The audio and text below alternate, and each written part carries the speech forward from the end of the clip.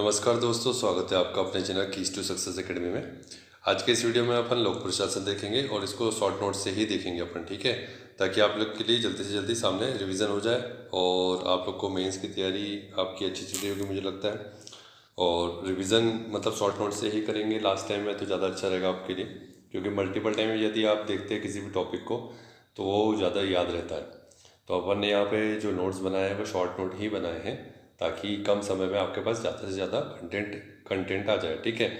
तो लोक प्रशासन के ये रिवीजन क्लास है और इतना ही पढ़ लेंगे। लोक प्रशासन के 10 पेज है, अभी 3 पेज अपन अभी करवा देते हैं, 7 पेज आपको थोड़ी देर बाद वीडियो मिल जाएगा। ये पार्ट 1 है, ठीक है। अभी थोड़ा सा आपको आवाज़ से समझ में आ रहा होगा कि थोड़ा तबीयत ठीक नहीं है, तो उस हिसाब से अपन कोशिश कर रहे हैं कि पार्ट वाइज ला करके इसको ख़त्म करें आपके लिए, ठीक है। तो हैंड रिटन नोट है। हाँ, अगर यदि किसी को कहीं परचेज करना चाह रहे हैं कि सर पीडीएफ ही हमको दे दीजिए, तो फिर उसके लिए आप व्हाट्सएप कर दीजिएगा, टेलीग्राम कर दीजिएगा, आपको पीडीएफ प्रोवाइड करा दी जाएगी, ठीक है। तो चलिए आज का वीडियो स्टार्ट कर लेते हैं। देखिए, लोक प्रशासन में आपकी सबसे पहले जो यूनिट है लोक प्रशासन के ऊपर ही अपन देख लेते हैं कि लोक प्रशासन क्या है, उसकी सामान्य जानकारी। और ये अपने द्वारा ही लिखा गया है नोट्स, तो आपको इधर उधर ज़्यादा परेशान होने की आवश्यकता नहीं पड़ेगी। इसमें जितना भी कंटेंट हो सकता था लोक प्रशासन का वो सब कुछ इसमें डाला गया, ठीक है। तो लोक प्रशासन का मतलब क्या होता है, लोक क्या होता है, लोक का मतलब क्या होता है भाई, लोक यानी होता है संपूर्ण जनता। अब प्रशासन क्या होगा, लोक प्रशासन में लोक प्लस प्रशासन दोनों जुड़ा हुआ है। तो लोक मतलब हुआ संपूर्ण जनता और प्रशासन मतलब हुआ राज्य के अधिशासी कार्य को संपन्न करने वाला तंत्र। अधिशासी कार्य मतलब जो राज्य सरकार जो होती है, जो कि चुनी हुई होती है, उसके द्वारा जो भी कार्य किए जाने हैं तो वो किसके माध्यम से करेगी, वो करने के लिए एक तंत्र चाहिए। तंत्र चाहिए तो जिसे हमें क्या बोलते हैं, एग्जीक्यूटिव बॉडी बोलते हैं, प्रशासनिक या कार्यपालिका, तो उसके माध्यम से कार्य करती है। तो ये प्रशासन उसी से में आता है, जैसे कि आईएएस आईपीएस ये सब उसी के अधीन आते हैं, ठीक है। अब आगे चलते हैं। इसमें बोलते हैं कि भाई यहाँ पे आपको एक सामान्य जानकारी हो जाएगी कि भाई जो वुड्रो विल्सन है उसको फादर ऑफ पब्लिक एडमिनिस्ट्रेशन मतलब लोक प्रशासन के पिता बोला जाता है। अब लोक प्रशासन के ऊपर इन्होंने कुछ बोला, क्या बोला भाई, कि लोक प्रशासन का कार्य कानून को व्यवस्थित रूप से लागू कर राज्य के कर्तव्यों की इतिश्री करने से है। तो सर कई बार आयोग बोल देता है कि भाई फलाने के आधार पर आप डेफिनेशन बताओ, या फिर बोल दिया आपको कि वुड्रो विल्सन ने भाई लोक प्रशासन की परिभाषा दी थी तो बताओ। तो फिर क्या होता है, ऐसे मामले में आप थोड़ा सा तोड़ मरोड़ कर सकते हो, लेकिन उसके जो की पॉइंट है वो लिखने ही पड़ेंगे। तो लोक प्रशासन का कार्य क्या बोला इन्होंने, लोक प्रशासन का कार्य कानून को व्यवस्थित रूप से लागू कर राज्य के कर्तव्यों की इतिश्री करने से, ये डेफिनेशन है। मुझे लगता है 2-3 बार सुन लेंगे और पढ़ लेंगे तो याद हो जाएगा। अब भाई लोक प्रशासन संबंधित कुछ विचारक होंगे जिन्होंने सोचा होगा, तो उनका नाम क्या है, लूथर गुलिक और एल डी वाइट और वुड्रो विल्सन, ये तीनों इंपॉर्टेंट है। इनके द्वारा ही आपको पता चल, फिर आगे चलेंगे संगठन क्या है, प्रबंधन क्या है, लोक प्रशासन क्या हो सकता है, कि फिर लोक प्रशासन के क्षेत्र में मतलब एक विषय के रूप में उसको उसका शोध कैसे हुआ, रिसर्च हुई इसके ऊपर, फिर उसको किस तरीके से यूज़ किया जाएगा, वो सब बातें हैं। तो लोक प्रशासन का पब्लिक एडमिनिस्ट्रेशन का सामान्य जनता में कैसे यूज़ किया जाएगा और जो सरकारी नीतियाँ है उसको कैसे यूज़ किया जाएगा। मतलब कहने का मतलब ये है कि अगर कोई देश है उसका संचालन करना है हमें अच्छे से, तो उसके लिए प्रशासन कैसा होना चाहिए, यही लोक प्रशासन है, इसके अलावा और कुछ नहीं है। अब देख लेते हैं आगे आगे अर्थ देख लेते हैं लोक प्रशासन का अर्थ। तो लोक प्रशासन के 2 अर्थ होते हैं, एक तो विस्तृत अर्थ और एक संकीर्ण अर्थ। विस्तृत मतलब बड़ा अर्थ और संकीर्ण मतलब छोटा अर्थ। तो विस्तृत में देख लेते हैं कि भाई विधायिका हो जाएगा, कार्यपालिका और न्यायपालिका की गतिविधि से संबंधित हो जाएगा, ठीक है। तो ये इसका विस्तृत अर्थ है। तो इसके समर्थक कौन है, कौन बोलता है कि भाई ये तीनों ही जो है विधायिका, कार्यपालिका और न्यायपालिका यही लोक प्रशासन है। तो ये बोलते हैं, विल्सन बोलते हैं, Woodrow Wilson, L D white और निग्रो और पिफनर, ठीक है। इसमें से कोई 2 भी नाम याद रख लोगे तो बहुत आसान है। संकीर्ण हो जाएगा, संकीर्ण अर्थ में बोला कि सरकार की कार्यकारी शाखा से मतलब है भाई, सीधी बात है कि जो कार्यकारी शाखा है सरकार की, आईएएस और इस टाइप के जो लोग हैं वही इसका लोक प्रशासन का अर्थ है, वो संकीर्ण अर्थ में। तो इसमें किसने बोला, इसने बोला है हर्बर्ट साइमन हो गया, गुलिक हो गया और फेयोल हो गया। लोक प्रशासन के क्षेत्र के ऊपर बात कर लेते हैं। तो लोक प्रशासन के क्षेत्र के ऊपर कुछ पॉइंट है, वो 4 पॉइंट है। क्या, ये बहुत आसानी से याद हो जाएगा, कोई बड़ी बात नहीं है, आप सुनते जाओ बस। प्रकृति व्यापक है लोक प्रशासन की, बोल रहा है कि लोक प्रशासन की प्रकृति व्यापक है किंतु उसका क्षेत्र जो है सीमित है। तो ये कौन बोल रहा है, ये बोल रहा है एल डी वाइट, ठीक है। अब आगे बढ़ते हैं कि भाई लोक प्रशासन की प्रकृति संकुचित है और उसका जो क्षेत्र है वो व्यापक है, जस्ट अपोजिट। तो ये किसने बोला, लूथर गुलिक ने बोला। आगे बढ़ जाओ कि भाई इसकी प्रकृति और क्षेत्र दोनों ही व्यापक है, तो ये कौन बोल रहा, पिफनर ने बोला कि भाई ये दोनों व्यापक है। आगे बढ़ते हैं कि दोनों ही संकुचित भी बोल सकता है कोई व्यक्ति कि भाई बाद में आया कि मार्क्स आया, मार्क्स ने बोला कि भैया दोनों ही संकुचित बात है, ये आप फालतू की बातें कर रहे हैं, व्यापक व्यापक कुछ नहीं है। ठीक है, तो ये हो जाएगा। अब आगे बढ़ते हैं कि लोक प्रशासन के घटक भी देख लेते हो कि भाई एक तो समान लक्ष्य के लिए प्रयास करता है और एक सामूहिक प्रयास करता है। मतलब समान लक्ष्य होंगे, कुछ चीज़ों को प्राप्त करनी है, और तो उसके लिए हमें क्या करना पड़ेगा, उसके लिए सामूहिक प्रयास करना पड़ेगा। कोई एक व्यक्ति जा करके बोले कि मैं पूरा जिला कर लूँगा, संभाल लूँगा, तो वो नहीं हो पाएगा। इसलिए तो विभिन्न प्रकार के विभाग है, पोर्टफोलियो सिस्टम इसलिए के तो आया था ना। लक्ष्य क्या है लोक प्रशासन का? इसका लक्ष्य है भाई सार्वजनिक विधियों नीतियों का क्रियान्वयन करना ही इसका लक्ष्य है। ठीक है, तो लोक प्रशासन के स्वरूप के ऊपर देख लेते हैं। तो लोक प्रशासन का स्वरूप जो है एक विषय के रूप में सामाजिक विज्ञान का सिद्धांतों, नियमों, अध्ययन, अध्यापन और अनुसंधान से संबंधित है। एक स्वरूप ये हो जाएगा जिसमें कि लोक प्रशासन को सामाजिक विज्ञान के रूप में देखा जा रहा है। सामाजिक विज्ञान के अंदर क्या क्या हो रहा है, उसके सिद्धांत होंगे, उसके नियम होंगे। ठीक है, तो इनका अध्ययन करना पड़ेगा। अध्ययन करेंगे तो भाई अध्यापन करना पड़ेगा, और अध्यापन करेंगे तो फिर इस क्षेत्र में अनुसंधान भी करना पड़ेगा। तो एक विषय के रूप में लोक प्रशासन, तो वो किस विषय के रूप में? सामाजिक विज्ञान के रूप में। तो अपने सामाजिक विज्ञान है उसके विषय में ये बात होगी। अब बोल रहा है कि लोक प्रशासन एक प्रक्रिया के रूप में है उसका स्वरूप। तो प्रक्रिया के रूप में तो कैसे है भाई?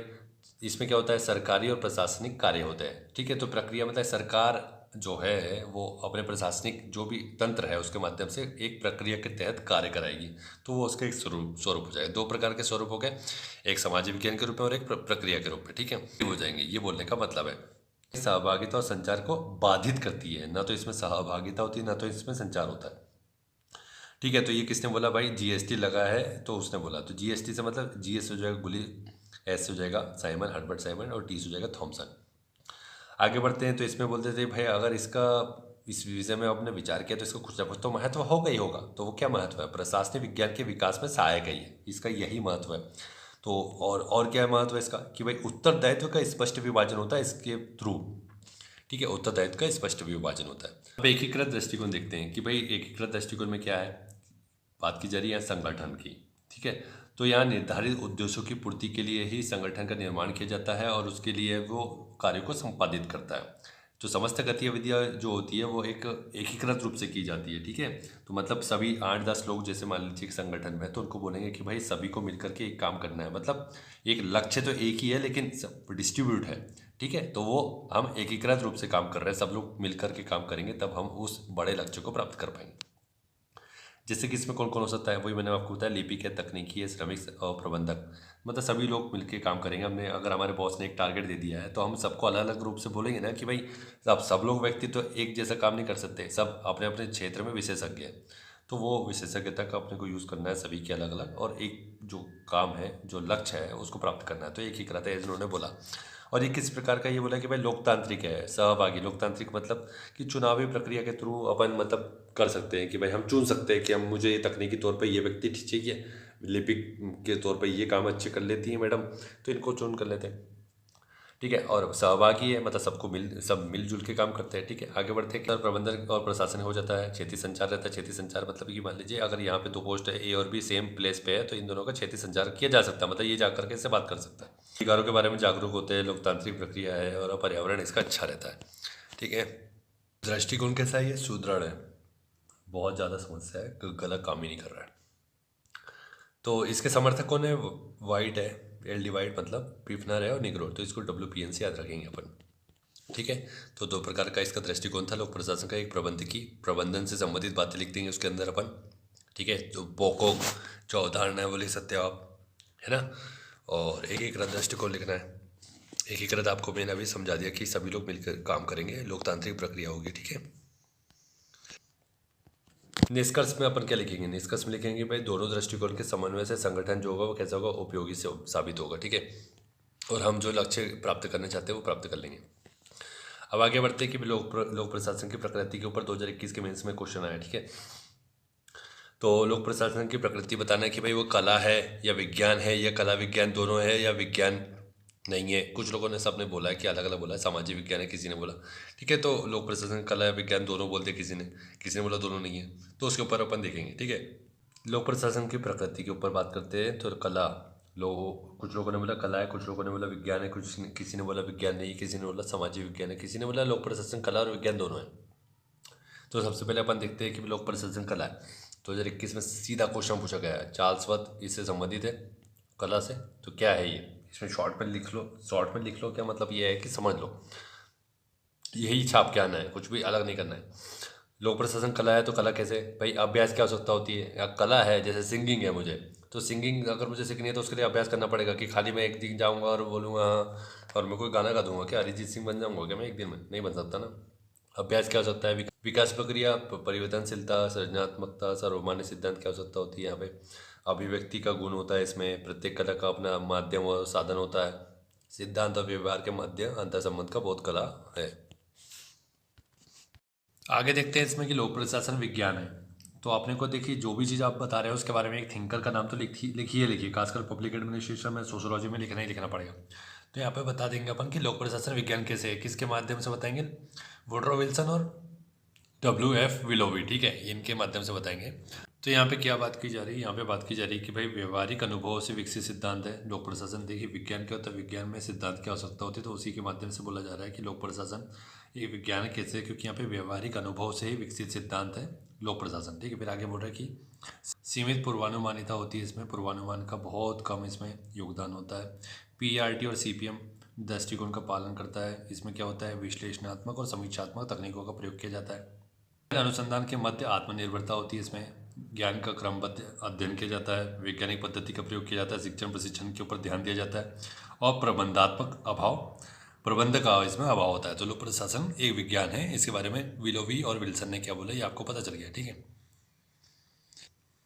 आगे बोल रहे हैं कि लोक प्रशासन विज्ञान नहीं है। तो विज्ञान कैसे नहीं है उसके बारे में बात कर लेते हैं कि भाई यहाँ पे सार्वभौमिकता, वस्तुनिष्ठता, प्रयोगधर्मिता, निश्चितता, पूर्वानुमान, पर्यवेक्षण, परीक्षण, सिद्धांतों की एकरूपता, संगठित ज्ञान, आदर्शात्मक, निश्चित भविष्यवाणी, तटस्थ दृष्टिकोण, मानव व्यवहार का अध्ययन, ये सभी का अभाव होता है इसमें। ठीक है, तो अपन लोक प्रशासन बता देंगे, इसमें लोक प्रशासन विज्ञान नहीं है, किस आधार पर बताएंगे? तो ये सब चीज़ें अपन एक एक पॉइंट में लिख सकते हैं। ठीक है, एक एक लाइन में लिख सकते हैं इसमें। अब इसको आप छोटा छोटा से एक्सप्लेन कर सकते हैं। सार्वभौमिक नहीं है मतलब सभी जगह पे अप्लाई नहीं होता है। तो ये सब आपको, मुझे लगता है कि वर्डिंग्स के बारे में मीनिंग पता है। और आप लोग को बताना है कि ये जो सीरीज़ चालू की अपन ने शॉर्ट नोट्स की, कैसी है, खासकर मेंस के पहले, क्योंकि मेंस के पहले पहले अपन कोशिश कर रहे हैं कि जो शॉर्ट नोट अपने पास है वो आपके पास आ जाए। PDF के लिए अगर आपको चाहिए PDF, तो अपन टेलीग्राम ग्रुप में वहाँ पे आपको मिल जाएगी। ठीक है, सामाजिक विज्ञान के रूप में लोक प्रशासन के ऊपर बात कर लेते हैं। तो यहाँ पे कौन कौन बोल रहा है? ओरविक, टेलर और पिफनर ने बोला कि लोक प्रशासन एक सामाजिक विज्ञान के रूप में, लोक प्रशासन एक सामाजिक विज्ञान है। ऐसा किसने बोला? ओरविक और टेलर ने। तो इसमें क्या क्या होता है भाई? इसमें क्या होता है, नवीन विज्ञान का उपयोग किया जाता है, पर्यवेक्षण विज्ञान का उपयोग किया जाता है, और इनके अंदर जो समस्या होती है उसका समस्या को पहले अध्ययन किया जाता है, फिर उसके बाद इसका निदान किया जाता है। तो सामाजिक विज्ञान इस तरीके से है। आगे बात हो रही है कि भाई तथ्यपरक होता है। ठीक है, तथ्यपरक होता है। आदर्शमूलक विज्ञान है ये, इसका संबंध क्या है कि जगह क्या होना चाहिए से संबंध होता है इसका। ठीक है, आगे बढ़ते हैं। इसमें आधुनिक यंत्रों का प्रयोग किया जाता है, ज्ञान शोध आत्मनिर्भरता होती है इसमें, विकासात्मक होता है ये, विकासात्मक प्रकृति का होता है, सकारात्मक विज्ञान है ये। आगे बोल रहे हैं कि लोक प्रशासन के विषय में JC चार्ल्सवर्थ ने बोला कि लोक प्रशासन कला और विज्ञान दोनों है। क्योंकि, अब क्योंकि कैसे है ये, तो इसमें कला के विषय के बता देंगे। कला में क्या क्या शामिल होता है सब लिख दो, कि भाई इसमें उत्साह, नेतृत्व, साहस, ये सब कर सकते हैं इसमें। ठीक है, ये सब शामिल होता है, इसलिए लोक प्रशासन कला है। विज्ञान कैसे है, तो भाई विज्ञान होता है उसमें विश्लेषण किया जाता है, समायोजन किया जाता है, नियोजन किया जाता है, विवेकपूर्ण तरीके से काम किया जाता है, साधन की आवश्यकता होती है, तो ये सब विज्ञान है। तो दोनों को मिला करके आप बता सकते हैं कि लोक प्रशासन कला और विज्ञान दोनों है। प्रशासन की विशेषताएं देख लेते हैं भाई। तो इसमें क्या बोलता है ये कि भाई सरकारी तंत्र का हिस्सा लोक प्रशासन। ठीक है, इसका संबंध कानून के क्रियान्वयन से, ये तो आपको पता ही है। सरकार की तीनों शाखाओं से संबंधित है। तीनों शाखाएं मतलब आपको पता है, विधायिका, न्यायपालिका, इसके बारे में बात की जा रही, कार्यपालिका। आगे बात कर लेते हैं कि संवैधानिक वैधानिक कानूनों के अधीन कार्य करता है। सिद्धांत जैसे कि आदेश की एकता, पद सोपानिक व्यवस्था का पालन करता है। वित्तीय मामलों पर संसदीय नियंत्रण में सहायक होता है। राजनीतिक प्रक्रिया का महत्वपूर्ण अंग होता है। ठीक है, अब इसका अंतिम उद्देश्य क्या है? इसका अंतिम उद्देश्य क्या है भाई? जन कल्याण करना, राजनीतिक पक्ष के अधीन रह करके कार्य करना। ठीक है, अब आगे बोल रहे हैं कि भाई लोक प्रशासन का महत्व बता दीजिए। तो यहाँ पे बोल रहा है कि राज्य का व्यवहारिक और विशिष्ट भाग है। ठीक है, जन कल्याण का माध्यम है ये लोक प्रशासन, इसका महत्व हो जाएगा। लोकतंत्र के रक्षक और वाहक है उसका। सामाजिक परिवर्तन का माध्यम है लोक प्रशासन। एकता और अखंडता, शांति व्यवस्था का अभिकर्ता है। विकास प्रशासन का पर्याय है। LD वाइट ने क्या बोला इसके विषय में? इसने बोला कि लोक प्रशासन आधुनिक शासन व्यवस्था का केंद्र बिंदु है। ठीक है, RD टीट ने क्या बोला लोक प्रशासन के संबंध में? इसमें से सभी की नहीं लिखनी है आपको, किसी एक की याद रख लो जो आपको ठीक लगती है। तो RD टीट ने बोला कि प्रशासन एक नैतिक कार्य है और प्रशासक एक नैतिक अभिकर्ता है। तो इसके ऊपर ही एक क्वेश्चन बन चुका था, तो इसके ऊपर आपको लिखना था। तो ऐसा कुछ भी बन सकता है भाई, किसी का कोड दे दिया जाए फिर बोला जाए। अब इसी एल डिवाइड का बोल दिया जाए कि लोक प्रशासन आधुनिक शासन व्यवस्था का केंद्र बिंदु है, समझाइए।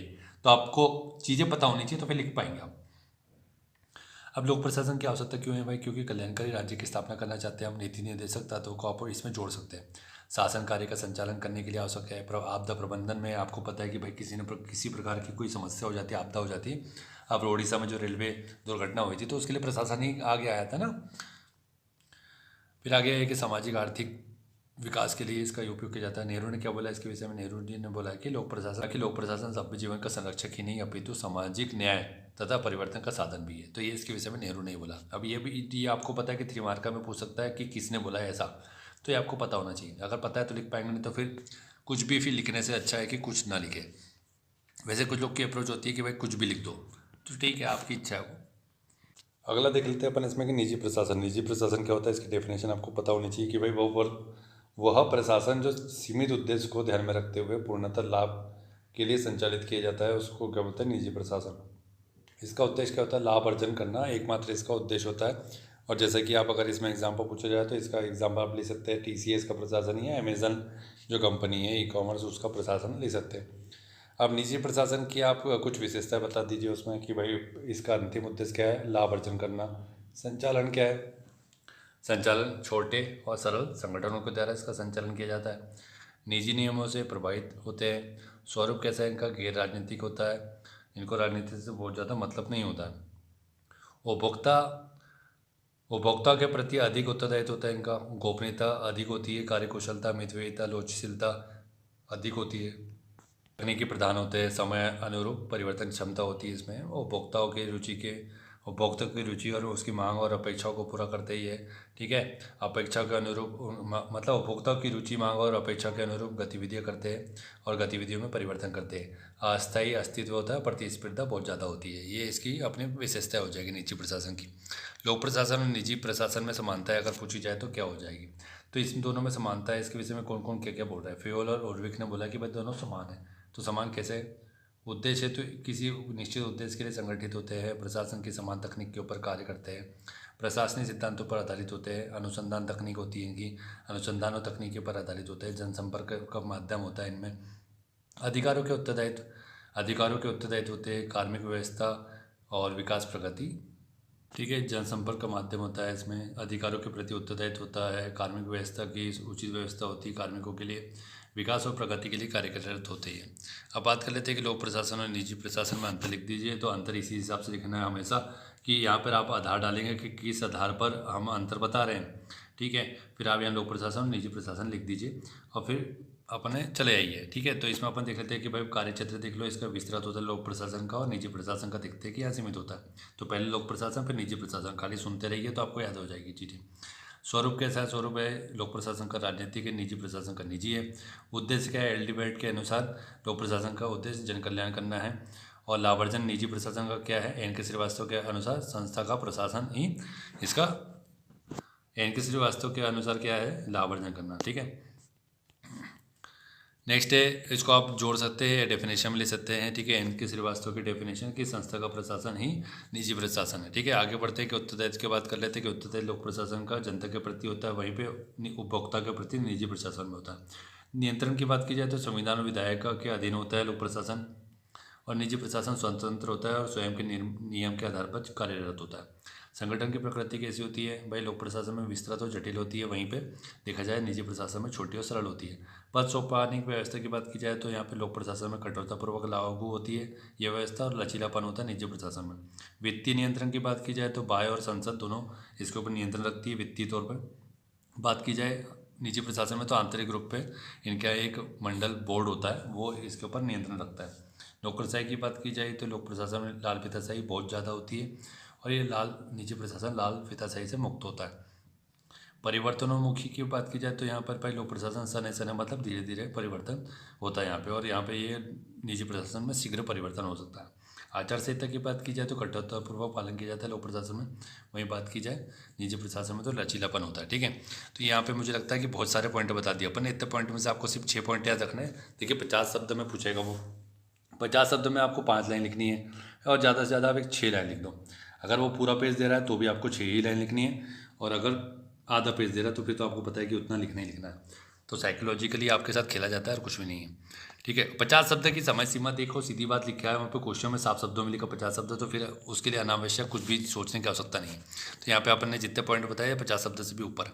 ठीक है, आज बात कर लेते हैं कि लोक प्रशासन की पोस्ट कॉर्प जो दृष्टिकोण है वो किसने दिया था।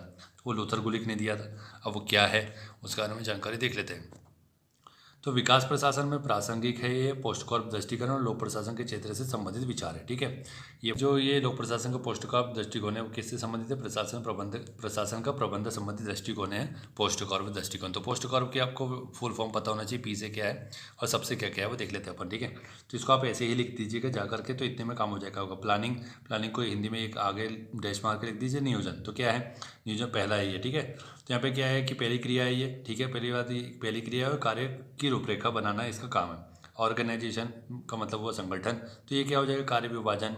यहाँ पे आवंटन किया जाता है कार्यों का, सही व्यक्ति को सही कार्य मिलना चाहिए, नहीं तो फिर गलत काम हो जाएगा। ये काम हो गई नहीं। ऐसे हो जाएगा स्टाफिंग, जिसमें कर्मचारी होते हैं आवश्यकता अनुसार जितनी आवश्यकता है कर्मचारी की उतनी अपन नियुक्ति की जाएगी, उतने को प्रशिक्षण दिया जाएगा। डायरेक्शन की बात की जाए तो निर्देशन उचित मात्रा में होना चाहिए कार्यों के प्रति।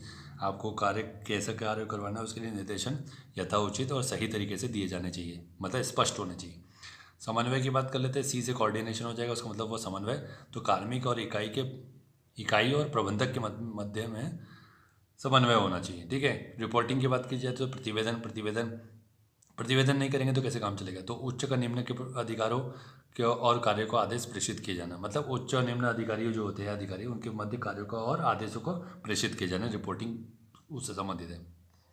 बजटिंग की बात की जाए 20 है, तो बजटिंग का मतलब बजट और वित्त का निर्माण करना। आय व्यय से संबंधित इसमें ब्यौरे शामिल होंगे, स्वयं को ये कार्य करने पड़ेंगे। ठीक है, तो ये हो जाएगा आपका पोस्ट कॉर्प दृष्टिकोण। इतने ही आपका काम का है। फिर आप इसमें अपने अनुसार लिख सकते हैं। अगर देखो पोस्ट कॉर्प में जितने इसके फुल फॉर्म लिखोगे आप उतने में तो पेज भर जाएगा, कुछ 5-6 शब्दों में। ठीक है, तो फिर आगे आपको लिखने की आवश्यकता नहीं पड़ेगी कि, और अगर 1-2 लाइन बच भी गई तो फिर आप उसमें इसके विषय में आलोचना कर दो, महत्व बता दो। आलोचना लुईस मरियम ने की है। क्या बोल रहा है कि भाई इसमें पाठ्य विषय जो है उसके संबंध में जो ज्ञान होना चाहिए उसकी पूर्णतः इसमें उपेक्षा की गई। ठीक है, और क्या बोल रहा है ये? और ये बोल रहा है कि भाई लोक कल्याण की भावना की अवहेलना की जाती है, इसमें मानवीय तत्व की उपेक्षा की गई है, सामाजिक सांस्कृतिक परिस्थितियों का अध्ययन की उपेक्षा की गई है, सैद्धांतिकता पर अत्यधिक बल दिया गया है, व्यवहारिक दृष्टिकोण की कमी है इसमें, संकीर्ण अवधारणा है। तो इसमें 7 क्रियाएं जो बता रहे हैं ये किसी मंदिर में भी होती है, ये इनका बोलना है। लोक उद्देश्य की चर्चा नहीं है इसमें। हाथों प्रयोग या मशीनी, हाथों प्रयोग में ये बता दिया कि भाई ये मशीनीकृत कला है, ज्ञान के अभाव का दोष है इसमें। ठीक है, तो ये आपका अपना पोस्ट कॉर्प दृष्टिकोण हो गया। अब आगे बढ़ते हैं कि भाई लोक प्रशासन का पोको अवधारणा क्या है। तो पोको किसने दिया? हेनरी फ्यूल ने दिया है। ठीक है, तो ये तो लिखना बहुत ज़रूरी है कि भाई किसने कौन सी अवधारणा दी। ये नहीं लिखोगे तो फिर नंबर मिलेंगे भी नहीं। ठीक है, इसका उद्देश्य क्या है? इसका उद्देश्य है कि लोक प्रशासन के कार्य को निर्धारण करना। अब पोको में यहाँ पे आप सबका वो लिख दो, क्या फुल फॉर्म, और उसका हिंदी में बता दो कि प्लानिंग मतलब नियोजन करना। तो किसी कार्य का नियोजन करना एक लाइन में सीधा लिखो। ऑर्गेनाइजिंग मतलब संगठन करना, कमांडिंग का मतलब आदेश देना, कोऑर्डिनेशन समन्वय करना, कंट्रोलिंग नियंत्रण में रखना, ये हो जाएगा पोको का अवधारणा। हेनरी फ्यूल ने दी, लोक प्रशासन से संबंधित है। ठीक है, और फिर इसके बाद क्या बोल रहे हैं इसमें निष्कर्ष में लिख दो कि भाई कॉस्ट और रोजना बेग ने इसका समर्थन किया। ठीक है, ये हो जाएगा अपना ख़त्म। ठीक है, तो ये अपने हैंड रिटन नोट है। ठीक है, अब देखते हैं यूनिट 2। यूनिट 2 क्या है? प्रबंधन है। प्रबंधन के ऊपर बात कर लेते हैं कि प्रबंधन क्या है। कुशलतापूर्वक मितव्ययतापूर्ण किए जाने वाले जो कार्य होता है वही प्रबंधन होता है। प्रबंधन का मतलब क्या हुआ? हम ऐसा काम करें जो कोई कुशलता के साथ किया जा सके और उसमें खर्चा बहुत कम हो, तो मतलब है उसका प्रबंधन अपन ने किया है उसके विषय में। अन्यथा क्या मतलब है? जब उसमें पैसा भी बहुत ज़्यादा लग रहा है, समय भी बहुत ज़्यादा लग रहा है और एफिशिएंसी उसकी बिल्कुल ज़ीरो है। ठीक है, तो फ्यूल क्या बोल रहे हैं? फ्यूल बोल रहा है कि क्रिया, ऐसी क्रिया जिसके माध्यम से पूर्वानुमान, योजना, संगठन, आदेश देना, समन्वय करना, नियंत्रण स्थापित करना जैसे कार्य किए जाते हैं वो सब क्या कहलाते हैं? प्रबंधन कहलाते हैं। अब आगे बढ़ते गए प्रशासन और प्रबंधन में सर अंतर भी तो पूछा जा सकता है। हाँ, तो भाई पूछा जा सकता है, देख लेना, मिल जाएगा भैया। ठीक है, तो ये देखो मिल गए। अब देखो इसको याद रखने की ट्रिक भी यहाँ पे अपन ने बता दी। क्या है कि सब अब सीएस के बारे में बात करते हैं, तो ये प्रशासन और प्रबंधन की अपना अंतर हो जाएगा। अब सब सीएसके की बात करें तो यहाँ से आप उठा लो अवधारणा, कार्य शैली, क्षेत्र, भूमिका, व्यवस्था, संबंध। ये इसको अपन लिख लेंगे अपन वैसे तरीके से। इसको अब सब सीएसके के ऊपर शक करते हैं, तो ये आप थोड़ा सा इसको उसके हिसाब से लिख लीजिएगा। तो संबंध देखते हैं कि प्रशासन का संबंध किससे? सरकारी नीतियों से। वही प्रबंधन का संबंध नीति के क्रियान्वयन से। व्यवस्था के बारे में बात की जाएंगे तो प्रशासन दिशा देता है, वहीं प्रबंधन गति देता है। भूमिका की बात करेंगे तो प्रशासन संगठन के निर्धारण में प्रशासन की जो भूमिका होती है संगठन के निर्धारण में होती है, प्रबंधन की भूमिका संगठन की उपयोगिता में होती है। क्षेत्र के बारे में बात करेंगे तो प्रशासन का से क्षेत्र सरकारी क्षेत्र है से संबंधित है इसका, और प्रबंधन का निजी क्षेत्र से संबंधित है। ठीक है, अब बात करेंगे प्रशासन की बात, वो अवधारणा कैसी है तो इसकी व्यापक है, वहीं उसकी बात करेंगे उसकी व्यापक नहीं है, प्रशासन से के अधीन है ये मान के चलो।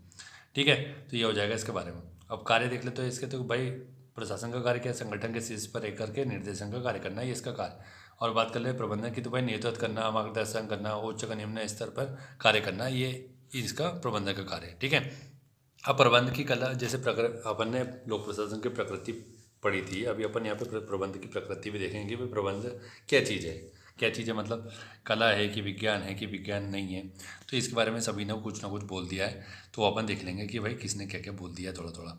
ठीक है, तो अपन पहले कला देख लेते हैं। तो कला से अभी अपन ने समझा है कि भाई कला क्या क्या होता है। तो कला है कैसे बोल रहा है कि भाई शिक्षण प्रशिक्षण से संबंधित होता है, प्रबंध की ज्ञान का अर्जन इसमें मतलब अर्जित किया जाता है। अहस्तांतरित होती है कला, अहस्तांतरित होती है मतलब जैसे मैं सिंगर हूँ तो मतलब ये कोई ज़रूरी नहीं कि मेरा बेटा भी सिंगर ही बने। ठीक है, वो सीखना पड़ेगा। वैसे व्यवहारिकता होती है इसमें, सैद्धांतिक ज्ञान होता है इसमें। ठीक है, आगे बढ़ेंगे कि भाई इसमें रचनात्मकता, योग्यता और अनुशासन का रचनात्मकता और योग्यता के अनुसार इसका उपयोग किया जाता है। तो ये हो जाएगा कला। तो अपन इसके कला के बारे में इतना लिख सकते हैं। विज्ञान के बारे में बात की जाए तो विज्ञान क्या है, तो विज्ञान कैसे है भाई प्रबंधन, तो यहाँ पे बोल रहा है कि प्रबंधकीय ज्ञान का विषय परक अनुभव से सिद्धांतों का विकास होता है इसमें। ठीक है, प्रबंधकीय ज्ञान से मतलब विषय के अनुभव के आधार पर ही सिद्धांतों का विकास होता है। आदेश की एकता, नियंत्रण का क्षेत्र, आपने सब अभी पढ़ा थोड़ी देर पहले, तो इसका इसमें उपयोग किया जाता है। और सीमित क्षेत्रों की पूर्वानुमानिता होती है। विश्लेषण और समीक्षात्मक विधियों का प्रयोग किया जाता है। तो किसने बोला कि भाई ये बोला टेलर ने। ठीक है, FW टेलर ने बोला कि प्रबंधक विज्ञान है। अब विज्ञान नहीं है तो कैसे नहीं है, तो इसमें बोला जा रहा है कि भाई सार्वभौमिक सर्वमान्य सिद्धांतों का अभाव होता है। ऐसे सिद्धांत ही नहीं बने जो कि प्रबंधक के हर क्षेत्र पर लागू हो जाए। पूर्वानुमानिता, प्रयोग धर्मिता की कमी होती है इसमें, ना तो इसमें हम प्रयोग देखते हैं और ना ही इसमें पूर्वानुमान देखते हैं, इस वजह से ये दोनों की कमी होती है। और आगे बोल रहा है कि कारण परिणाम की अनिश्चितता होती है भाई, कि हमें नहीं पता कि भाई इसका क्या परिणाम हो सकता है। आगे बढ़ते हैं, इसमें बोल रहा है कि निश्चित माप का अभाव होता है। ठीक है, तो ये हो जाएगा अपना प्रबंध कला है, विज्ञान है या फिर विज्ञान नहीं है। ठीक है, अब ये यहाँ पर कंप्लीट हो जाता है इसका। और ये जो महत्व है ये एक्चुअली पोस्ट कॉर्प दृष्टिकोण में अगर महत्व पूछ लिया जाए तो उसका ये अपन लिख सकते हैं यहाँ पर कि पोस्ट कॉर्प में क्या हुआ कि सार्वभौमिक प्रशासनिक विज्ञान की संकल्पना का जन्म हुआ इसमें। ठीक है, और दूसरा बोल रहा है कि प्रशासन को प्रबंध माना गया है अपने पोस्ट कॉर्प दृष्टिकोण में। तो पोस्ट कॉर्प दृष्टिकोण क्या है उसके बारे में बता दिया, उसका महत्व देख लो, और वहाँ पर अपन ने लुईस मरियम जो है उसके हिसाब से बता दिया कि उसकी आलोचना कर दी। तो इतना आप लिखेंगे तो बहुत है भैया, इतना ही लिखना है, इससे ज़्यादा और लिखने की आवश्यकता नहीं है। और इसमें एकदम कट टू कट लिखा हुआ है, फालतू की बकवास लिखी नहीं है, वो तो आपको समझ में भी आ रहा होगा देख के। प्रबंध की विशेषता देख लेते हैं भाई। प्रबंध की विशेषता क्या है, प्रबंध सार्वभौमिक है, उद्देश्यपूर्ण होता है, सतत प्रक्रिया होती है। ठीक है, परस्पर जुड़ने वाली प्रक्रिया है, अमूर्त है। अमूर्त का मतलब क्या होता है, अमूर्त को आप नहीं अगर समझ पा रहे तो अभौतिक। अभौतिक मतलब जिसे देखा नहीं जा सकता। ठीक है, बहुआयामी है, सब दिशा में काम कर सकता है, सामाजिक क्रिया होती है इसमें, परिस्थिति के आधार पर आधारित होती है। ठीक है, ये इसकी प्रबंधक की विशेषता हो जाएगी। महत्व देख लेते हैं, क्या महत्व है इसका, ये व्यावसायिक संस्थाओं हेतु कार्यरत होता है, समाज के निर्माण में इसका महत्व होता है। ठीक है, राष्ट्र निर्माण और समाज निर्माण और व्यवसाय संस्थाओं के लिए इसका महत्व है। आगे बढ़ते हैं कि बता दीजिए सर, तो प्रबंध के कार्य में S4PN5। ठीक है, तो इसका मतलब क्या हुआ, इसका मतलब ये हुआ, इसको देख लो यहाँ पे S4 मतलब 4 बार S है, S से मतलब स अपन निकाल रहे हैं। तो संगठन, संचालन, समन्वय, संदेश वाहन, ये इसके कार्य है। तो संगठन करना, संचालन करना, समन्वय करना, संदेश वाहन करना। तो ऐसा मत लिख देना कि संगठन करना मतलब उसको थोड़ा व्यवस्थित तरीके से लिख लेना। ठीक है, प्रेरणा पी एक प्रेरणा एक ही है, फिर यहाँ पे N5 तो निर्देशन करना, नियोजन करना, नियंत्रण रखना अपने कर्म को के ऊपर। ठीक है, निर्णय लेना, नव प्रवर्तन करना। ठीक है, तो इसके कार्य हो जाएंगे। एमबीओ टेक्निक क्या है प्रबंध की, उद्देश्यों के द्वारा प्रबंध, इसकी अपनी फुल फॉर्म हो जाएगा मैनेजमेंट बाय ऑब्जेक्टिव। ठीक है, ये अपनी इसका फुल फॉर्म हो जाएगा। और पीटर एफ ड्रकर बहुत ही ज़्यादा इंपॉर्टेंट नाम है, तो ये नाम भूलना नहीं है क्योंकि प्रबंध चिंतन का ये पितामह बोला जाता है। ठीक है, तो इसमें देख लेते हैं इनकी बुक है, बुक का नाम भी लिख देंगे तो बहुत अच्छी बात है। The practice of management book है पीटर एफ ड्रकर की, जिसमें इसने एमबीओ टेक्निक दी है। ठीक है, उद्देश्यों के द्वारा प्रबंध कैसे किया जाएगा उसका बारे में बता रहा है। तो अब यहाँ पे देख लेते हैं क्या होता है ये चीज़ होती है कि वह तकनीक जो संगठन के सभी प्रयासों को लक्ष्य प्राप्ति की ओर निर्देशित करती है, वह उद्देश्य द्वारा प्रबंध की तकनीक होती है। ठीक है, तो ये इसकी डेफिनेशन हो जाएगी। आगे बढ़ते हैं इसमें कि चरण क्या क्या है इसमें चरण है भाई, उद्देश्यों का निर्धारण किया जाएगा, महत्वपूर्ण क्षेत्रों की पहचान की जाएगी, अधीनस्थों हेतु उद्देश्यों का निर्धारण किया जाएगा। अधीनस्थों के लिए मतलब अधीनस्थ मतलब निचले स्तर के जो अधिकारी हैं उनके बारे में बात हो रही है। संसाधन का एकत्रीकरण किया जाएगा, परिणामों की समीक्षा और मूल्यांकन किया जाएगा, प्रतिपुष्टि की जाएगी, रिव्यू किया जाएगा लास्ट में कि भाई जो चीज़ हमने उद्देश्य बनाया था उसके आसपास चीज़ें पहुँची या नहीं पहुँची। अब इसमें स्मार्ट तकनीक भी यूज़ की जाती है। तो स्मार्ट का फुल फॉर्म देखो, specific, measurable, attainable, realistic, time bounded. ठीक है, तो ये हो जाएगा। उद्देश्य का निर्धारण कैसे होगा, तो उद्देश्य का निर्धारण कैसे होगा, स्मार्ट तकनीक से होगा, ये आप लिखेंगे वहाँ पे। ठीक, आगे बढ़ेंगे। इसकी विशेषता बता दीजिए। इसकी विशेषता ये हो जाएगी कि उपक्रम विभागों के लक्ष्यों का निर्धारण करता है। ये एक प्रकार का दर्शन है, इसमें विचारधारा होती है। ठीक है, उपागम प्रबंध का, इसमें प्रबंध का उपागम है। ठीक है, प्रबंध का निष्पादन स्तर संस्था के मूल उद्देश्य की प्राप्ति के अनुकूल होता है। प्रबंध के निष्पादन का मूल्यांकन होता है इसमें। निर्धारित लक्ष्यों के संदर्भ में प्रबंध के निष्पादन का मूल्यांकन किया जाता है इसमें। ठीक है, और कार्मिकों के स्वनियंत्रण पर बल दिया जाता है। संगठन के एकत्रीकरण, आंतरिक नियंत्रण इसमें प्रमुख होता है। सभी कार्मिक मिलकर उद्देश्यों का निर्धारण करते हैं। तो इसकी कुछ प्रमुख विशेषताएं हो जाएगी। ठीक है, आगे बढ़ते हैं कि यहाँ पे क्या लिखा जा सकता है कि आता ही यह सहभागिता पर आधारित तकनीक है, उद्देश्य द्वारा प्रबंध। तो ये आप उसका अपना बढ़िया से निष्कर्ष में लिख सकते हैं। अब एमबीओ टेक्निक का महत्व क्या है कि इसका महत्व है कि संगठन के लक्ष्यों, उद्देश्यों का निष्पादन किया जाता है। ठीक है, और उसका निर्धारण किया जाता है। सामूहिक प्रयास के साथ इस पर सामूहिक प्रयास पर बल दिया जाता है। कुशलता, उत्पादन, प्रभावशीलता, स्पष्टता, संतुष्टि, वृद्धि और विकास का आधार, ये सब इसके महत्व है। ठीक है, सीमाएं क्या है इसकी भाई, उपयोग में अधिक समय, श्रम, बौद्धिकता की आवश्यकता होती है जो हमेशा संभव नहीं हो पाता है। ये इसकी अपनी सीमाएं हैं। ठीक है, आगे बढ़ते हैं कि विश्लेषण क्या है। विश्लेषण में है कि महज लक्ष्य प्राप्ति का साधन न रहकर संगठनात्मक परिवर्तन एवं विकास का आधार बनता है, विश्लेषण हो जाएगा। ठीक है, अब कुशल प्रबंधन की कसौटियाँ क्या है। कुशल प्रबंधन की कसौटियों में ये हो जाएगा, मिलेट ने बताया कि कुशल प्रबंधन की 3 कसौटियाँ हैं। कौन कौन सी, संतोषजनक सेवा, उत्तरदायित्वपूर्ण निष्पादन और उत्तम शासन। तो इसको कैसे याद रखेंगे, इसको याद रखने का तरीका है, संतोष का उत्तर कैसा भाई, उत्तम है। ठीक है, ये ऐसे याद हो जाएगा। तो संतोषजनक सेवा, संतोष से उत्तरदायित्वपूर्ण निष्पादन और उत्तम शासन। गुलिक ने बोला 3 कसौटियाँ क्या है कुशल प्रबंधन की। इसने बोला तकनीकी रूप से कार्यकर व्यवस्थित संचालन किया जाना चाहिए, राजनीतिक उत्तरदायित्व का निर्धारण होना चाहिए, व्यावसायिक, सामाजिक, मानवीय और रचनात्मकता की प्राथमिकता होनी चाहिए इसमें। ठीक है, अब यहाँ देखते हैं यूनिट 3। तो एक विषय के रूप में लोक प्रशासन का विकास कैसे हुआ है, इसके ऊपर क्वेश्चन बनने की संभावना होती है, बहुत ज़्यादा इंपॉर्टेंट है, ये ऑलरेडी पूछा भी जा चुका है। तो इसके ऊपर अपने को दो की बुक लिखनी है। ये हो जाएगा चार्ल्स बेनिन और डब्ल्यू विल्सन, मतलब वुडरो विल्सन। पूरा नाम मत लिख देना वुडरो विल्सन, क्योंकि इतना समय नहीं होता कि अपन वुडरो विल्सन लिखे, है ना। तो विल्सन भी लिखोगे तो चल जाएगा, डब्ल्यू विल्सन लिख दो ना खाली। तो चार्ल्स बेनिन को भी सी बेनिन लिख दो। तो चार्ल्स बेनिन की बुक का नाम क्या है, principle the administration public you. ठीक है, और वुडरो विल्सन की बुक का नाम क्या है, द स्टडी ऑफ एडमिनिस्ट्रेशन। लोक प्रशासन के जनक कहे जाते हैं। 1887 में इन्होंने ये बुक लिखी थी। तो लोक प्रशासन के विषयगत विकास का चरण, मतलब लोक प्रशासन का विकास कैसे हुआ उसके चरण है। तो ये सब चरण है, और यूनिट 3 इसी के साथ कंप्लीट हो जाएगी। तो अपन इसके बाद यूनिट 4 का वीडियो अलग देखेंगे। ठीक है, यूनिट 4 से 3 यूनिट का वीडियो डालेंगे, ताकि ज़्यादा समय भी ना लगे और आपका जल्दी से जल्दी रिवीजन भी हो जाए। फिर आपको ये भी बताना है कि ये सीरीज़ कैसी है। ठीक है, और फिर आपको इसके आगे के वीडियो भी दे दी जाएंगे। ठीक है, फ्री ऑफ कॉस्ट देंगे, कोई इशू नहीं है उसमें। तो यहाँ पे देख लेते हैं कि भाई लोक प्रशासन के विकास का चरण। तो इसमें ये पहला, तो 6 चरणों में विकास हुआ है। तो इसको याद रखो, पहले तो ईयर से याद रखो। देखो ऐसे याद रखना है पहले तो अपने को, कि पहला चरण क्या है, 1887 से 1926 तक है, मतलब 1887 से 1926 तक का चरण है। इसमें क्या हुआ, राजनीति और प्रशासन के द्वितीय विभाजन का युग, मतलब राजनीति और प्रशासन को अलग अलग बोल दिया। ये किसने बोला, वुडरो विल्सन भी था इसमें। ठीक है, और कौन कौन था, एल डिवाइड था इसमें। अभी अपन खाली देख रहे हैं, अंदर की चीज़ अपन समझ लेंगे। अभी बोल रहा है कि सेकंड का ईयर देखो, 1926 का, तो 1927 तक 10 साल तक का चल रहा है ये काम। ठीक है, तो ये 1927 से 1937 तक। ठीक है, तो ये 10 साल तक चला। तो इसको अपन कैसे याद रखेंगे, इसमें जो इसको GVF करके याद रख लो, इसके थिंकर का नाम। तो इसको याद रख लो कि भाई V से हो जाएगा विलोबी हो जाएगा, F से हो जाएगा फ्यूल, और G से हो जाएगा लूथर गुलिक हो जाएगा। ठीक है, तो यहाँ पे सिद्धांतिकरण का युग, मतलब इसमें बहुत सारे सिद्धांत दिए गए इस चरण में। फिर 1938 से 1947 तक का फिर चरण आता है। ठीक है, 9 साल का, मतलब ऐसे आप याद रखेंगे तो याद रहेगा आपको। लोक प्रशासन के सिद्धांतों को चुनौती दे दी। अब यहाँ पे कुछ सिद्धांत दिए, तो इसमें फिर यहाँ चुनौती दे दी। तो इसमें किसने दी है, चेहर ने चुनौती दी। चेहर मतलब C से चेस्टर बर्नार्ड, S से हो जाएगा हर्बर्ट साइमन, R से हो जाएगा रॉबर्ट डेल। अंदर का कंटेंट अभी समझेंगे अपन, सिर्फ हेडिंग याद रख रहे हैं, क्योंकि हेडिंग भी याद रहेगी, अपना काम हो जाएगा। ठीक है, चौथा काल हो जाएगा 1948 से 1970 का। इसको क्या बोल रहा है, क्रांतिकारी व संकट का या पहचान का काल। मतलब इसकी चुनौती तो दी गई है, उसके बाद जब चुनौती दी थी तो कुछ बचा ही नहीं। तो कुछ बचा नहीं, तो फिर क्रांतिकारी हो जाएगी भाई, संकट का काल हो जाएगा कि भैया हमारे पास तो कोई सिद्धांत ही नहीं बचे, तो शून्यता हो जाएगी। तो शून्यता के आधार पर इन्होंने बोला कि संकट आ गया। तो संकट आ गया तो क्या हो जाएगा, फिर डामर की रोड बना दो, तो डीएमआर से डामर हो जाएगा। ठीक है, तो डीएमआर से डामर हो जाएगा। इसमें मतलब डीएमआर से अब बेचारा कौन कौन से, डी से हो जाएगा डगलस, एम से हो जाएगा मैकग्रेगर और आर से हो जाएगा रिक्स। आगे बढ़ते हैं कि भाई पांचवा चरण आ गया, फिर यहाँ पर अब संकट आ गया था, तो क्या हो जाएगा 1970 से 1990 का कार्यकाल हो जाएगा। ये हो जाएगा अंतर विषयी दृष्टिकोण के रूप में लोक प्रशासन का उदय हुआ। लोक प्रशासन का उदय कैसे हुआ, अंतर विषयी दृष्टिकोण के रूप में। ठीक है, अब यहाँ पे कोई खास मेरे को दिखा नहीं थिंकर, लेकिन यहाँ पर ये मिन्नोब्रुक सम्मेलन लिखना बहुत ज़्यादा इंपॉर्टेंट है, ये नहीं लिखेंगे तो नंबर मिलेगा नहीं इसमें।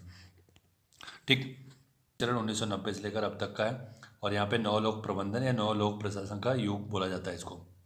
ठीक है, तो इसमें जितने भी दृष्टिकोण हुए थे नए वाले, वो सब इसी में आए थे। तो ये सामान्य जानकारी मतलब इसके बारे में मिल गई आपको। तो यहाँ पे आपको सेशन देख लो कि भाई कहाँ से कहाँ तक है। तो ये देख लो, ईयर देखो 1887 से 1926, 1926 से 1937, 1938 से 1947 हो जाएगा। ठीक है, फिर 1947 से 1948 से 1970 हो जाएगा, 1970 से 1990 तक हो जाएगा। ठीक है, 90 से हो जाएगा फिर अब तक। यहाँ पे अपन अंदर देख लेते हैं जो सामान्य जानकारी 3-3 4 है कि भाई राजनीति और प्रशासन के द्विभाजन का युग, इसमें बोल रहा है वुड्रो विल्सन ने। तो ये कब बोला, विल्सन ने बोला कि भाई राजनीति और प्रशासन को अलग अलग रहना चाहिए, सीधा इन्होंने बोला। वहीं पर एल डी वाइट ने इसको लोक प्रशासन को विज्ञान माना। ठीक है, 1926 में। इसकी विशेषता देख लो कि भाई लोक प्रशासन का उदय हो गया यहाँ पर। ठीक है, राजनीति और प्रशासन का अलगाव में विश्वास किया गया कि मतलब दोनों अलग अलग होना चाहिए। और यहाँ पे जो विल्सन है, तो विल्सन ने बुक भी तो मेंशन कर दो यहाँ पे उसकी कि the study of administration book लिखी है, और उसमें उन्होंने बोला कि भाई राजनीति और प्रशासन अलग अलग रहना चाहिए। एल डी वाइट की अगर बुक याद रह जाए तो बहुत अच्छी बात है, intro of the study of public administration. कुछ नहीं करना है, the study of public administration book किसकी है, इसकी है विल्सन की, द स्टडी ऑफ। उसके सामने इंट्रो ऑफ लगाना है तो ये एल डी वाइट की बुक बन जाएगी। ठीक है, आगे बढ़ते हैं सिद्धांतीकरण का युग। तो सिद्धांत दिए गए इसमें, तो सिद्धांत किसने दिए थे, जीबीएफ ने। तो विलोबी ने बुक लिखी है प्रिंसिपल ऑफ पब्लिक एडमिनिस्ट्रेशन। देखो भाई, सिद्धांत देगा तो सिद्धांत प्रिंसिपल ही को तो बोलते हैं, तो यहाँ पे पब्लिक एडमिनिस्ट्रेशन के पहले प्रिंसिपल लगा दो तो विलेबो की बुक बन जाएगी। ठीक है, लोक प्रशासन को विज्ञान मान लिया। यहाँ पे बोला कि सर्वत्र लागू होने वाला सिद्धांतों की खोज की गई। यहाँ पर वैज्ञानिक प्रबंधन के आधार पर संगठन का सिद्धांत प्रस्तुत किया गया। ठीक है, अब यहाँ पे कुछ गुलिक और उर्विक ने एक साथ मिलकर बुक लिखी थी, papers on the science of administration, जिसमें कि इसको लोक प्रशासन को विज्ञान माना गया। ठीक है, अब इसमें पीओएलबी से संबंधित है। ठीक है, तो ये आपको याद रखना चाहिए। आगे बढ़ते हैं कि लोक प्रशासन के सिद्धांतों को चुनौती देने वाले युग। अब जो सिद्धांत दे दिए इन लोगों ने, तो उसको चुनौती दे दी कई लोगों ने आकर के। तो कई लोग कौन थे, चहर थे। तो चहर से याद रखना है कि सी हो जाएगा चेस्टर बर्नार्ड कि the function of executive. Function of executive में बोलता है कि ये कि भाई सिद्धांतों का वर्णन ही नहीं किया। सिद्धांत तुमने दे दिए लेकिन उसका वर्णन कौन करेगा दादा, तो इन्होंने वर्णन नहीं किया, तो बोलता है कि तुम लोग फालतू बात कर रहे हो, यहाँ पे कोई सिद्धांत काम नहीं करेगा। ठीक है, फिर अल्बर्ट साइमन ने बोलता है कि भाई लोक प्रशासन तथाकथित सिद्धांतों का महत्व किंवदंती की संज्ञा दी गई। इसका मतलब ये है कि जो लोक प्रशासन के लिए जो भी इन्होंने अभी तक सिद्धांत दिए थे उसको महज किंवदंती मतलब कथा कहानी बोल दिया इसने। रॉबर्ट डेल क्या बोल रहा है, लोक प्रशासन विज्ञान नहीं है भैया। और इसका आधार क्या बोलता है कि ये बोलता है कि भाई इसमें मूल्यहीनता होती है, वैसे व्यवहार भिन्नता होती है, सामाजिक डाटा का स्वरूप का इसमें डिफाइन नहीं है। ठीक है, तो ये तीनों ने इसके ऊपर ये बोल दिया। आगे बढ़ते हैं, आपको हर्बर्ट साइमन की बुक लिखनी है, तो यहाँ पे ले सकते हैं एडमिनिस्ट्रेटिव बिहेवियर। ठीक है, एडमिनिस्ट्रेटिव बिहेवियर किसकी बुक लिखी है, ये हर्बर्ट साइमन की बुक है। ठीक है, इसमें आप बता देंगे। फिर उसके आगे बढ़ते हैं, तो इसमें बोल रहा है कि 1948 से 1970 का जो चौथा काल था, इसमें क्रांतिकारी और संकट का काल है। 3 मार्कर में ऑलरेडी बन चुका है, आराम से देखो। ये इसके ऊपर आप 5 मार्कर भी बन सकता है, ऐसा मत लेना कि सिर्फ इतना ही बड़ा क्वेश्चन 11 मार्कर में। ये 5 जितने चरण हैं इनका एक 11 मार्कर बन सकता है, प्रत्येक चरण का एक 3 मार्कर है, 5 मार्कर बन सकता है। ठीक है, तो क्रांतिकारी संकट का काल 1948 और 1970 में था। इसमें अब क्रांति आ गई, संकट आ गया, तो भाई रोड बनाने का संकट आ गया। तो रोड बनाने का संकट आ गया तो बोला कि डामर की परत चढ़ा दो। तो डामर से अभी अपन ने देखा डगलस मैकग्रेगर और रिक्स। अब इसमें क्या बात हो रही है कि लोक प्रशासन की उपलब्धियों को बेकार साबित किया गया। अब लोक प्रशासन की जितनी भी उपलब्धि की गई थी उनको सबको बोला कि ये फालतू की बकवास चीज़ है। ठीक है, तो ये साबित करने की कोशिश की। लोक प्रशासन को राजनीति शास्त्र के रूप में प्रस्तुत किया। अभी बोल रहे थे सबसे पहले कि भाई लोक प्रशासन और राजनीति को अलग अलग रहना चाहिए, अभी हम बोलने लग गए कि दोनों को साथ में प्रस्तुत करो। ठीक है, लोक प्रशासन के विकल्प की खोज की गई। लोक प्रशासन से अलावा कुछ और भी चीज़ हो सकती है कि जो कि इस क्षेत्र में काम कर सकता है, ऐसे इन्होंने खोज की। बोल रहा है फिर आगे कि प्रशासनिक विज्ञान नवीन क्षेत्र की खोज की है। निजी और सार्वजनिक प्रशासन का इसमें थोड़ी थोड़ी बात हुई है। निजी प्रशासन और सार्वजनिक प्रशासन क्या होता है इसके विषय में थोड़ी थोड़ी बात हुई यहाँ पे। तो इस बार अपन ने देख लिया डामर आ गई थी, यहाँ पे डामर की परत बना दी थी अपन ने, सड़क बना दी थी क्योंकि संकट आ गया था। आगे बढ़ते कि 5वां चरण 1970 से 90 तक कर गया। तो यहाँ पर क्या हो रहा है कि भाई लोक प्रशासन का जब अब यहाँ पे उदय कैसे होगा, अंतर्विषयी दृष्टिकोण के रूप में, ठीक है। तो वो कैसे होगा यहाँ देखते हैं। लोक प्रशासन सर्वांगीण, अब ये जो काल है, इसको जो चरण है, इसको सबसे ज़्यादा इंपॉर्टेंट ये है कि इस चरण को लोक प्रशासन की सर्वांगीण उन्नति का काल बोला जाता है। तो वो कैसे बोला जाता है कि भाई लोक प्रशासन पहचान है। लोक प्रशासन को किस तरीके से पहचाना गया है, तुलनात्मक प्रशासन के रूप में, मतलब इसका तुलना किससे की, विकास प्रशासन से की गई है। विकास प्रशासन लोक प्रशासन में भी अंतर पूछा जाएगा और वो आगे आपको मिल जाएगा, उसमें ज़्यादा टेंशन मत लेना। अंतर्विषयी दृष्टिकोण के रूप में इसका किया गया है, मतलब उदय हुआ। तो वो कैसे हुआ है, क्यों कैसे हुआ है कि नीति निर्माण में विज्ञान विश्लेषण पर बल देता है, ये जन समस्याओं के प्रति समर्पित होता है, ये लोक प्रबंधन की दृष्टिकोण की इसमें उपेक्षा की जाती है, ठीक है। तृतीय विश्व के देशों की समस्या का समाधान हेतु ये उपयुक्त है। और कैसे तृतीय विश्व के देशों की समस्या का समाधान करेगा, उसके लिए निम्नलिखित सम्मेलन आया था। फिर आगे यहाँ पे बात हो रही है कि नवीन लोक प्रशासन या नवीन लोक सिद्धांत का उदय हुआ। यहाँ पर लोक प्रशासन का अध्ययन विकासशील देशों में भी किया जाने लगा। आप ये सब चरण में 1990 से लेकर के अब तक का चरण है। और यहाँ पे 9 लोक प्रशासन और 9 लोक प्रबंधन का युग हुआ, मतलब उसका बहुत ज़्यादा उपयोगिता बढ़ गई। तो उपयोगिता कैसे बढ़ी कि यहाँ पे एलपीजी की अवधारणा, मतलब एलपीजी वही वाला है, निजीकरण वैश्वीकरण है ना, उदारीकरण वाला एलपीजी है। 9 लोक प्रशासन का यहाँ पे उपयोगिता बढ़ गई। सुशासन की अवधारणा दी गई यहाँ पे, ठीक है। और ये सुशासन की जो अवधारणा है मुख्य विषय वस्तु के रूप में जुड़ गई। राजनीतिक अर्थशास्त्र का प्रभाव बढ़ने लगा यहाँ पर राजनीति पे, ठीक है। अर्थशास्त्र पर किसका प्रभाव पड़ने लगा, राजनीति का। आगे बढ़ते कि अंतर सैद्धांतिक संयोजन पर बल दिया गया। यहाँ पे कापाम दृष्टिकोण आया। यहाँ पे कापाम की स्थापना हुई 1994 में, मतलब Commonwealth association of public administration and management. तो कापाम की स्थापना भी इसी के बाद हुई। फिर यहाँ पे सम्मेलन शुरू होने लगे इसके, कि सुशासन की संकल्पना को ध्यान में रख करके और उसके ऊपर बल दे करके यहाँ पे सम्मेलन हुआ। आगे बढ़ते कि लोक प्रशासन के बाजारों की दृष्टिकोण का उदय हुआ, ठीक है। एलपीजी की अवधारणा को अपना लिया गया। तो भारत में भी फिर 1990 में एलपीजी की अवधारणा को अपनाया गया, लेकिन उसको लोक प्रशासन में अपनाया नहीं गया था। भारत में फिर ये लोक प्रशासन के संबंध में कुछ इतिहास है, विकास कैसे हुआ उसके बारे में। तो मौर्य साम्राज्य में आपको पता है एक अच्छा खासा आपको मिल जाता है चाणक्य के द्वारा, जो प्रशासनिक, आपको पता है कि 18 तीर्थ थे वहाँ पे, 18 तीर्थ थे और 27 विभाग अध्यक्ष थे। तो मतलब सबसे बड़ा प्रशासन तो हमने ही दिया है। ऐसा हम लोग को पढ़ाया नहीं जाता है, ना ही हमको उतना व्यवस्थित तरीके से बताया जाता है, क्योंकि हमारे शिक्षा व्यवस्था जो है वहाँ पर बहुत अच्छी अच्छी चीज़ जो बतानी चाहिए थी वो सब नहीं बताई गई, उसको दबा दिया गया, मतलब उसके ऊपर उतना बल नहीं दिया गया, फालतू चीज़ों पर ज़्यादा बल दिया। इस वजह से हमको चीज़ें पता नहीं होती। फिर आगे है कि 1937 में मद्रास विश्वविद्यालय में विषय के रूप में लोक प्रशासन की शुरुआत हुई। 1953 में पाल एच एपलबी की रिपोर्ट आई इसके ऊपर, लोक प्रशासन के ऊपर। फिर 1954 में IIPA की स्थापना हुई है, Indian institute of public administration, उसका फुल फॉर्म हो जाएगा, जिसकी स्थापना 1954 में न्यू दिल्ली में हुई, ठीक है। आगे इसमें बढ़ते हैं कि 1987 में यूपीएससी में सब्जेक्ट के रूप में इसको शामिल कर लिया गया। फिर आगे आओ, महादेव प्रसाद शर्मा को भारत में लोक प्रशासन का जनक बोला जाता है, ये भी आपको पता होना चाहिए, ठीक है। यहाँ पे यूनिट 3 भी कंप्लीट हो जाती है। तो मुझे लगता है कि ये इनिशिएटिव से शायद आप लोग के लिए अच्छा होगा, और अच्छा लगा तो ये सीरीज़ कैसी लगी आप लोग को बताइएगा। कोशिश अपन ने की कि जल्दी से जल्दी आपका रिवीजन हो जाए, ठीक है। थोड़ा सा समझाने की भी कोशिश की गई है, ताकि आपको थोड़ा सा, अगर वहाँ पर चीज़ें याद भी नहीं आती तो आप अपने अनुमान के आधार पर और समझ के आधार पर लिख सकें। तो वीडियो को लाइक और शेयर कर दीजिएगा। टेलीग्राम ग्रुप से जुड़ जाइएगा। टेलीग्राम ग्रुप की लिंक अपने डिस्क्रिप्शन बॉक्स में मिल जाएगी, आपको PDF मिल जाती है, ठीक है। Thank you so much for watching, और वीडियो को लाइक और शेयर कर देंगे।